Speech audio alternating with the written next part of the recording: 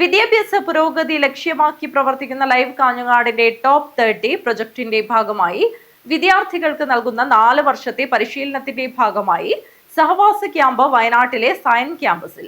ക്യാമ്പിൽ പങ്കെടുക്കുന്ന 100ഓളം വിദ്യാർത്ഥികളുടെ യാത്രയ്ക്ക് മൻസൂർ ഹോസ്പിറ്റൽ ചെയർമാൻ സി കുഞ്ഞാമത് പാലക്കി ഫ്ളാഗ് ഓഫ് കർമ്മം നിർവഹിച്ചു. വിദ്യാഭ്യാസ പുരോഗതി ലക്ഷ്യമാക്കി പ്രവർത്തിക്കുന്ന ലൈവ് കാഞ്ഞങ്ങാടിന്റെ ടോപ്പ് 30 പ്രൊജക്ടിന്റെ ഭാഗമായി വിദ്യാർത്ഥികൾക്ക് നൽകുന്ന 4 വർഷത്തെ പരിശീലനത്തിന്റെ ഭാഗമായി സഹവാസ ക്യാമ്പ് വയനാട്ടിലെ സയൻ ക്യാമ്പസിൽ. ക്യാമ്പിൽ പങ്കെടുക്കുന്ന 100ഓളം വിദ്യാർത്ഥികളുടെ യാത്രയ്ക്ക് മൻസൂർ ഹോസ്പിറ്റൽ ചെയർമാൻ സി കുഞ്ഞാമത് പാലക്കി ഫ്ളാഗ് ഓഫ് കർമ്മം നിർവഹിച്ചു.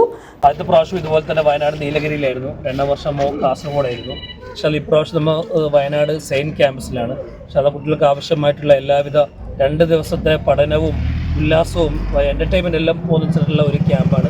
തീർച്ചയായിട്ടും ഒരു പുതിയ അനുഭവം തന്നെയായിരിക്കും കുട്ടികൾക്ക്. ലൈവ് ഓഫീസർമാരായ ജാഫർ ചായൂത്ത്, ആബിദ് ആറങ്ങാടി, ജാഫർ ബല്ലാക്കടപ്പുറം, സാദിഖുൽ അമീൻ, ഇക്ബാൽ വെള്ളിക്കോത്ത്, റംഷീദ് തോയമൽ, നദീർ കൊത്തിക്കാൽ, ആയിഷ ഫർസാന, മെന്റർമാരായ ഹസീന തെക്കേപ്പുറം, ആബിദ, താഹിറ, സീനത്ത് എന്നിവർ സംബന്ധിച്ചു. 3 ദിവസങ്ങളിലായി നടക്കുന്ന പരിശീലനത്തിന് കേരളത്തിലെ പ്രശസ്ത ട്രെയിനർമാരായ റാഷിദ് ഗസാലി, ജോസഫ്, അജ്മൽ, നിയാസ് എന്നിവർ നേതൃത്വം നൽകും.